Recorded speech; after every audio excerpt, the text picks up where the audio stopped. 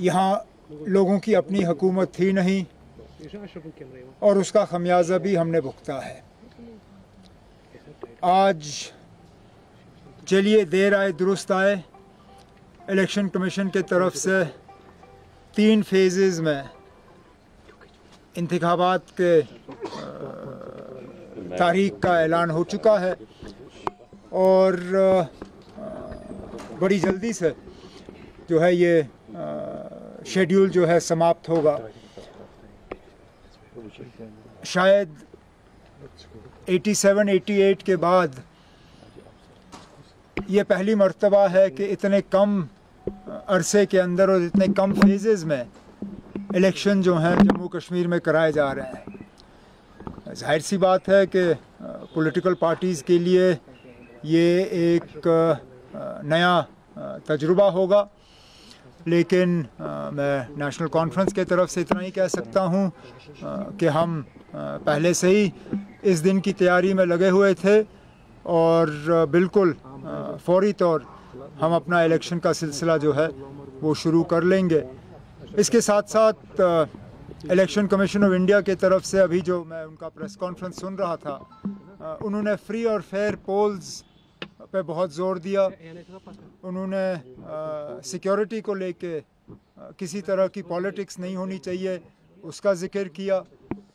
तो मैं फौरी तौर इलेक्शन कमीशन से गुजारिश करना चाहता हूं, हम उन्हें एक चिट्ठी भी भेज रहे हैं आज कि लगातार पिछले 24 घंटे में जो बेशुमार यहाँ ट्रांसफ़रें हुई, इलेक्शन कमीशन को उनका फौरी तौर जायज़ा लेना चाहिए।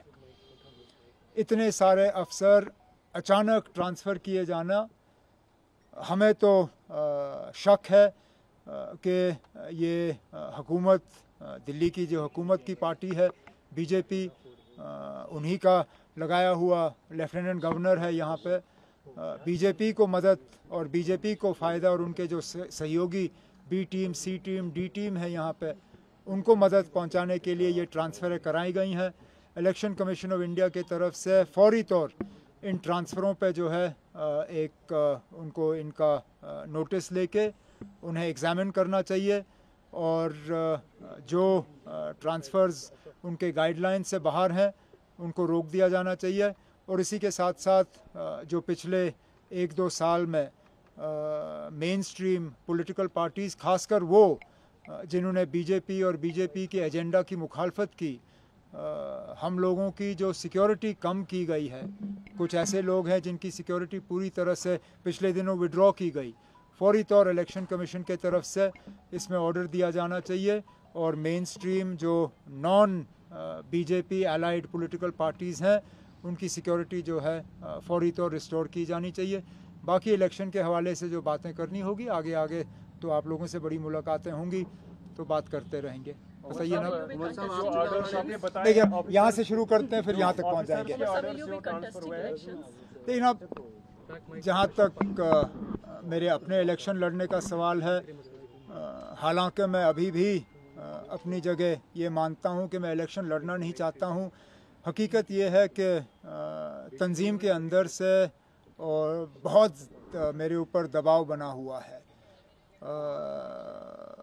अब मैं अपने तंजीम के साथियों के साथ बैठ के बात करूँगा और आने वाले 1-2 दिनों में किसी न किसी नतीजे पे आ ही जाऊँगा। मेरे लिए मुसीबत ये भी बनी हुई है कि मेरे वालिद साहब, जिनकी उम्र भी बहुत है, तबीयत भी उनकी बीच में ठीक रहती नहीं है, उन्होंने यहाँ तक कहा कि अगर मैं नहीं लड़ता हूँ तो फिर मजबूरन उनको मैदान में उतरना पड़ेगा। ये भी अब मेरे लिए एक परेशानी की एक बात बन गई है। अब साथियों से मशवरा करके, फारूक साहब से बात करके आने वाले दिनों में किसी न किसी नतीजे पे आ ही जाऊँगा। क्या लोकसभा चुनाव के दौरान जो कांग्रेस के साथ अलायंस या इंडिया गठबंधन था? नहीं, इंडिया गठबंधन तो था। मैं आपसे ये शेयर कर सकता हूँ कि कुछ दिन पहले कांग्रेस के कुछ सीनियर लीडर दिल्ली से आए थे। एक राउंड डिस्कशन मेरी उनके साथ हुई थी इस बात पे कि क्या हम मिलके इलेक्शन लड़ सकते हैं या नहीं, लेकिन बदकिस्मती से वो यहाँ बिना हाई कमांड के, अपने हाई कमांड के किसी इंस्ट्रक्शंस लिए बिना यहाँ आए थे, तो हम उन बातों हम उस डायलॉग को आगे ले नहीं पाए।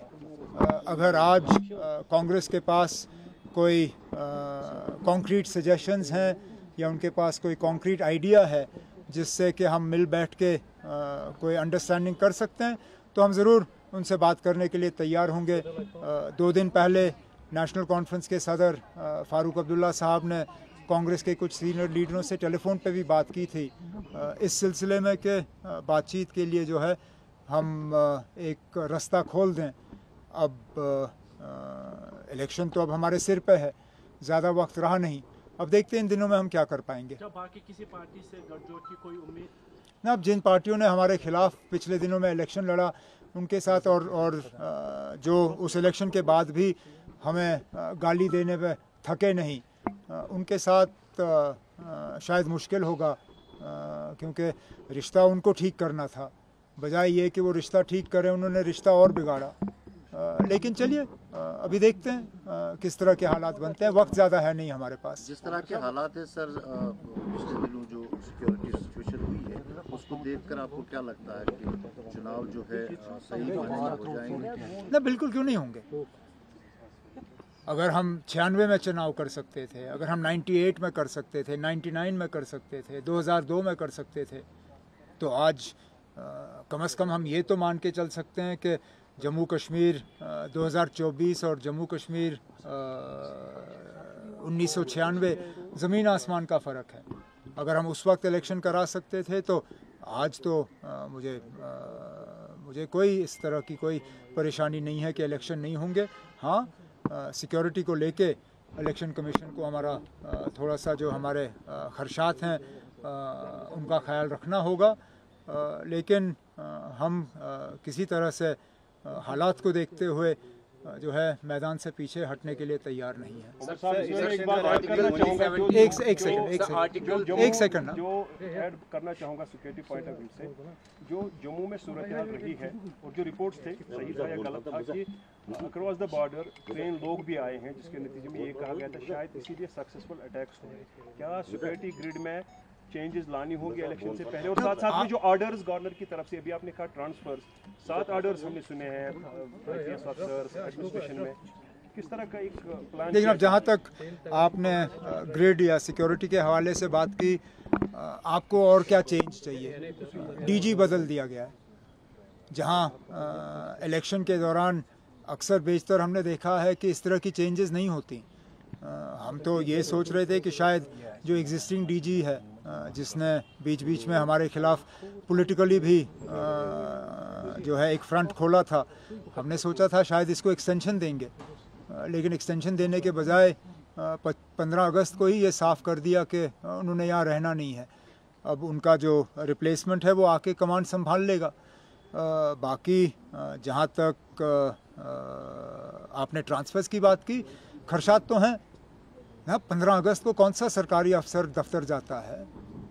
यहाँ तो 15 अगस्त को दुकानों पर भी जो है लोगों को जाने की इजाज़त बीच बीच में नहीं दी जाती। इन्होंने तो 15 अगस्त को सेक्रेटेरिएट खोला, 15 अगस्त को पीएचक्यू खोला, और अचानक ये जो बेशुमार ट्रांसफ़रें हुई, क्यों? जाहिर सी बात है कि इलेक्शन के इनको पता चला कि आज इलेक्शन का ऐलान होना है, और बीजेपी और बीजेपी की बी टीम, सी टीम, डी टीम, जिन्होंने पिछले 2-3 महीने पहले बीजेपी की मदद की, उन्हीं को फ़ायदा पहुंचाने के लिए ये ट्रांसफ़रें कराई गई।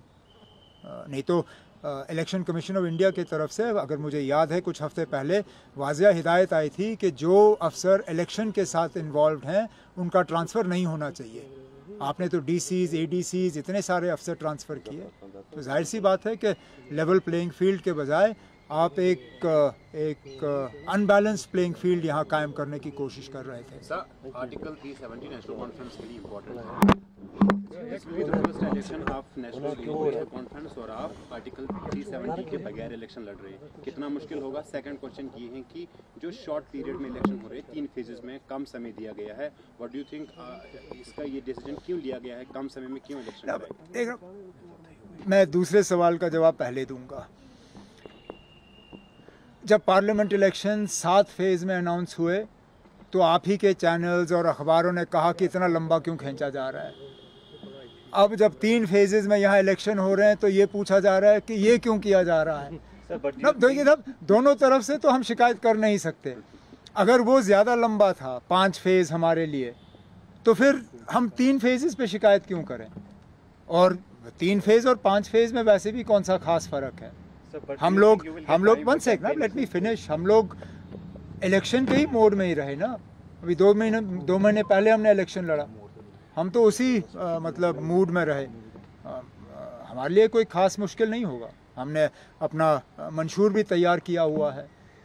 लगभग जो कैंडिडेट्स हम फील्ड में उतारना चाहते हैं, हमने लगभग वो भी तैयार किया हुआ है। अब हमारे लिए थोड़ी सी ये बात बनेगी कि कुछ दिनों के अंदर अंदर अगर अलायंस हमारा हो जाता है तो उसमें हमें देखना होगा कि कहाँ पे हम उतारेंगे, कहाँ पे हम दूसरों की मदद करेंगे।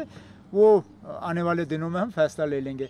जहाँ तक 370 के हटने के बाद ये तो सबके लिए पहला इलेक्शन है, सिर्फ नेशनल कॉन्फ्रेंस के लिए नहीं। ये जम्मू कश्मीर के लिए पहला असेंबली इलेक्शन है 370 के बाद। तो हम सब के लिए ये एक अजीब सा इलेक्शन होगा। एक यूटी में हमारा पहला इलेक्शन है। सेंट्रल रूल में चलिए हमने इलेक्शन लड़े हैं, लेकिन यूटी में हमारा पहला इलेक्शन होगा। और जैसे मैंने कहा, इतना शॉर्ट टाइम फ्रेम में हमें इलेक्शन की आदत नहीं है। हमें अचानक इसकी आदत जो है एक आदत डालनी होगी। डालेंगे ना, लड़ेंगे। और लोगों पे हमारा पूरा भरोसा है कि लोग बाहर आएंगे और अपने वोट का इस बार सही इस्तेमाल करेंगे। सर, इफ सिचुएशन अराइजेस जैसे हमने पिछली बार देखा 2014 में, अगर बीजेपी का पल्ला भारी, मैं इफ्स और बट्स का जवाब देता ही नहीं हूँ। अगर जम्मू के ग्राउंड सिचुएशन पे हम जाएं, जहां मेरा इन पिछले दिनों काफ़ी एक्सटेंसिव दौरा रहा, फारूक साहब भी अभी आज भी जम्मू में ही हैं। जम्मू में बीजेपी की वो हालत नहीं है जो बीजेपी वाले चाहेंगे। उनका अगर बस चलता तो ये इलेक्शन होते ही नहीं। ये इलेक्शन 1 अक्टूबर को मुकम्मल किए जा रहे हैं क्योंकि सुप्रीम कोर्ट का आदेश है। सुप्रीम कोर्ट ने कहा कि 30 सितंबर से पहले ये सिलसिला ख़त्म होना चाहिए। 30 सितंबर का चलो इन्होंने 1 अक्टूबर कर दिया, लेकिन ये बीजेपी अपनी मर्ज़ी से नहीं कर रहे हैं। तो मैं इफ्स और बट्स में नहीं जाऊंगा। इलेक्शन हो जाने दीजिए। मेरी तो ये उम्मीद है कि लोग एक लंगड़ी टूटी फूटी इस तरह की हुकूमत नहीं चाहेंगे। वो एक मजबूत हुकूमत चाहेंगे और उस हुकूमत को यहाँ पसंद करेंगे। या तो एक पार्टी या प्री पोल जो ओपन आके लोगों से वोट मांगे, उनकी मदद करने के लिए आएंगे। उमर साहब, लोकसभा चुनाव से पहले आपने कहा था कि महबूबा मुफ्ती के लिए दरवाजे खुले रहेंगे अगर वो जो है विधानसभा चुनाव के लिए जो है अलायंस करेगी। क्या अभी भी वो दरवाजे आपके ना, हमने तो दरवाज़ा खुला रखा था। दरवाज़ा शायद कुछ हद तक उन्होंने ही बंद किया। मैंने उस वक्त कांग्रेस से कहा था कि 5 सीटों में उनको कुछ देने की गुंजाइश कम है, लेकिन अगर उन्होंने इंडिया अलायंस की पूरी मदद की तो ज़रूर हम उनसे पार्लियामेंट के बाद असेंबली के लिए बात करेंगे। लेकिन पार्लियामेंट में उन्होंने कांग्रेस की तो मदद कहीं की नहीं, कैंपेन कहीं किया नहीं, वोट कहीं कांग्रेस के लिए मांगे नहीं जम्मू में। और यहाँ पे तो इंडिया ब्लॉक के ख़िलाफ़ 3 सीटों पे उन्होंने अपने उम्मीदवार उतारे। लेकिन ये फ़ैसला मेरा नहीं है। फ़ैसला नेशनल कॉन्फ्रेंस की तंजीम का होगा। फ़ैसला फ़ारूक अब्दुल्ला साहब जो हमारे सदर हैं उनका होगा। उनका जो फ़ैसला हमारे सिर आँखों पे। हम तो बस बेसब्री से इंतज़ार कर रहे हैं कि वो जम्मू से वापस आएँ तो हम इन 2-3 चीज़ों पे उनसे मशवरा करके आगे के लिए जो हैं अपनी रणनीति जो है वो तय करें। Sir, national conference chief minister candidate announce करके मैदान में उतरेगी क्योंकि एक फेस चाहिए इलेक्शन के लिए। अब हमारे पास फेसेस की कमी नहीं है। ये कुछ चीज़ें आप हम पे ही छोड़ दीजिए ना। अब पहले ही आज इलेक्शन अनाउंस हुए घंटा नहीं हुआ और मैं सारा कुछ अगर यहीं पे आपके सामने रखूं तो फिर इलेक्शन कैंपेन का क्या फ़ायदा। कल ही वोट डलवा दो और परसों गिनवा दो। हमें कैंपेन करने दीजिए, कुछ चीज़ें उसमें क्लियर हो जाएंगी। मैनिफेस्टो पे आपने कहा कि ऑलमोस्ट डन है मैनिफेस्टो। सो 370 के लिए उसमें क्या है? आप मैनिफेस्टो के लिए वेट करिए ना, रिलीज करेंगे। तकरीबन 60% रही पिछली बार, क्या वही एक्सपेक्टेशन होगी इस बार? लास्ट टाइम बोलते थे हम तो एक्सपेक्ट करते हैं कि असेंबली में पार्लियामेंट से ज़्यादा लोग शिरकत करेंगे, कैंडिडेट ज़्यादा होंगे, लोकल टच रहता है। ये हमारा तजुर्बा रहा है कि जितना लोकल इलेक्शन होता है उतनी पार्टिसिपेशन ज़्यादा होती है। पंचायतों में urban local bodies, DDC, BDC, इसमें लोग ज़्यादा शिरकत करते हैं, असेंबली में फिर, और सबसे कम पार्लियामेंट में। अगर पार्लियामेंट में लोगों की इतनी भारी तादाद में शिरकत रही तो हम उम्मीद करते हैं कि असेंबली में तो उससे ज़्यादा ही हो।